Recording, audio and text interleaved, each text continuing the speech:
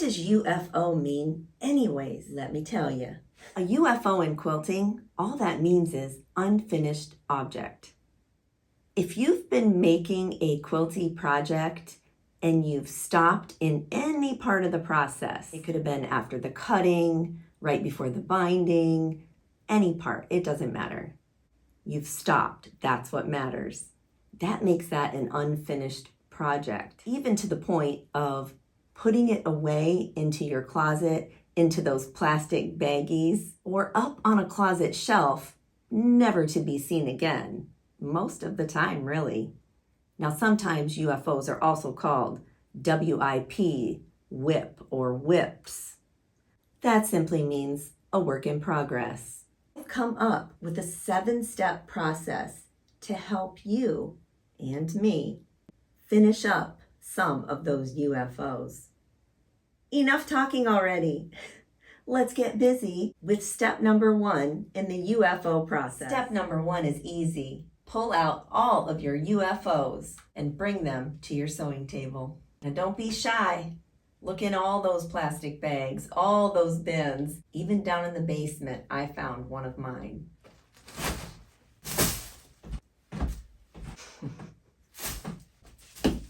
Step number 2. You need to sort of look at each one of them. You may have to take them out of the package or bag or bin that they're in to know what they are. Estimate in your head quickly how long or what you would need to finish that particular project, how much time would be involved. We are lining them up from easiest to hardest to finish, or shortest amount of time to finish to longest amount of time to finish. Right away, as I'm looking at this UFO, this is simply a quilt top. I know that this is going to take longer to finish. I have to find the backing batting, cut the binding out, get that prepared. So this one's going to take a while. I know that this one is not going to be a short time frame or easiest to finish. So I'm just gonna set that one there. This one, the pieces are cut up and not even sewn together. This one as well. I even have a whole extra 3 yards in this bin here to finish this project up, and I didn't even think that one all the way through. That one's still like in my mind processing, so to speak. That one's gonna take a while. This one is my Quilt As You Go series that I have on my YouTube channel, and I know I need to finish that one. That's gonna take a while too, because if I remember correctly, I have a lot of blocks that I need to come up with designs for yet on that one, but it's about 3/4 of the way done. I'm going to choose this one right here to be my easiest project in the lineup. Why did I choose this one to be the easiest? This was a Quilt As You Go project that I started about 5 or 6 years ago. I know it's been a long time. It was when I first started free motion quilting, so I see a ton of mistakes on here, but it needs to be finished. I already have the border around it, but this one actually needs to be bigger, so I would have to cut out some more batting and border and then the binding for this one. I do have some extra pieces here, but that's all I have left from this quilt right here. Second easiest, free motion Quilt As You Go project. Number 3 is going to be my attic window quilt.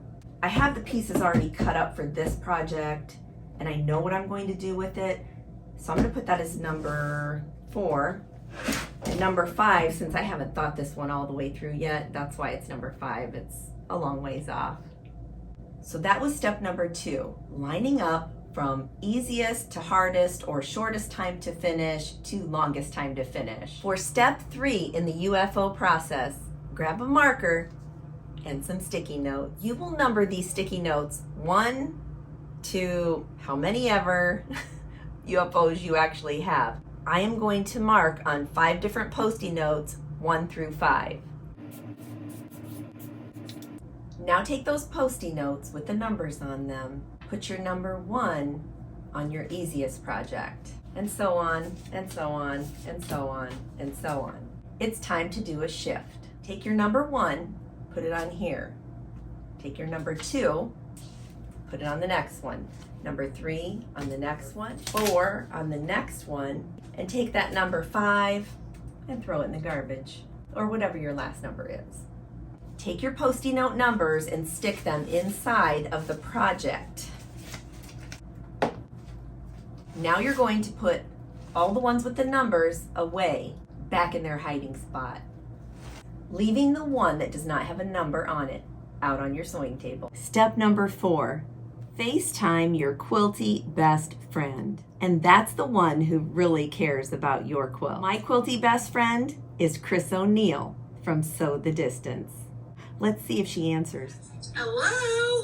Hi, Chris. How are you doing? I'm good. Well, hey, I've got my camera rolling here. I don't know if they can see or not. I'll put it right here so you can say hi.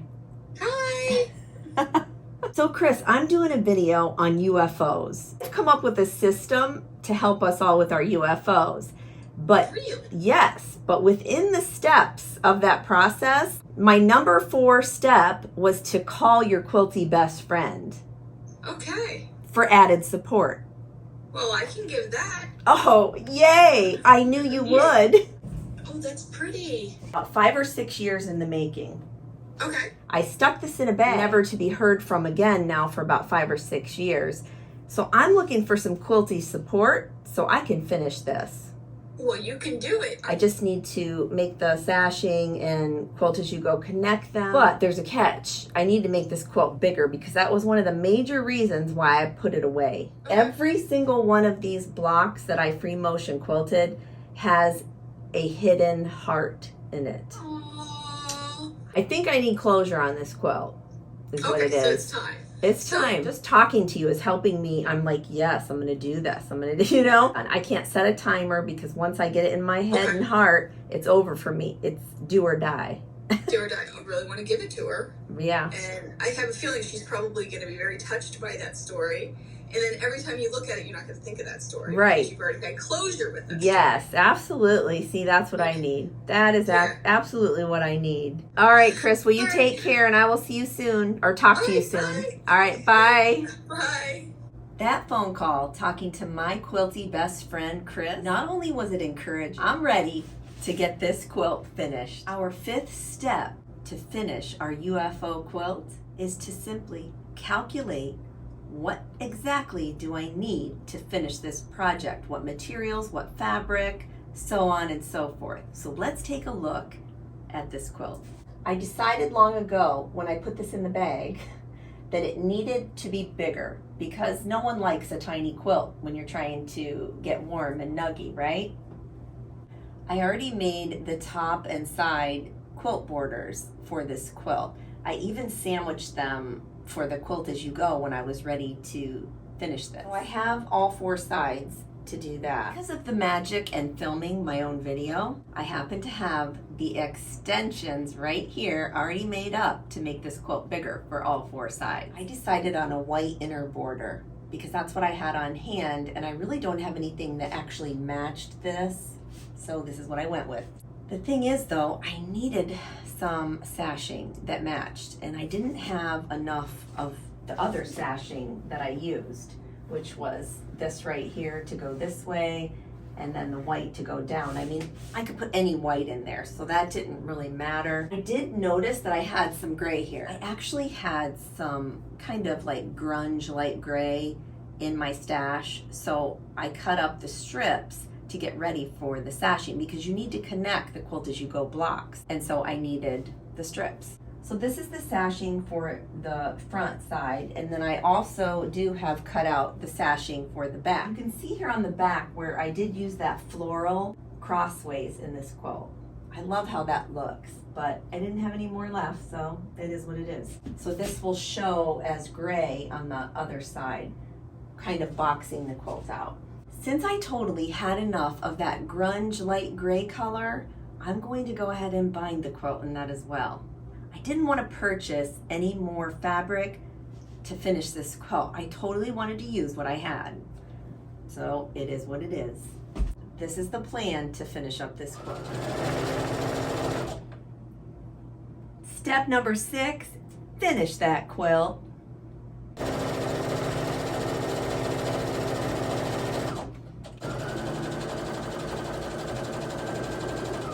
big reveal.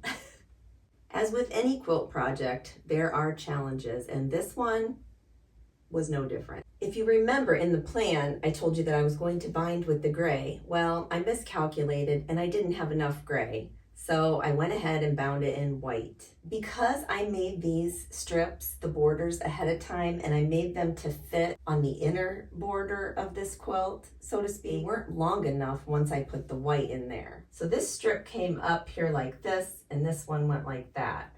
Well, the printed border was just probably about an inch, inch and a half shy of making a mitered corner. So I rounded the edges, and I think it worked out perfectly.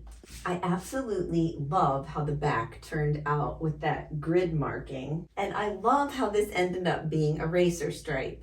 This quilt is truly one of the most unique quilts I've ever made. Step number 7, give the quilt its intended purpose. Whether that's to use it or to give it away to the person that it was intended for. In this quilt's case, it's going to my youngest daughter. Take a look at your screen right now. I have hand-picked a few special videos just for you. If you liked today's video, go ahead, click on one of them, and I'll see you in the next tutorial. Until next time on the Sewing Channel, take care.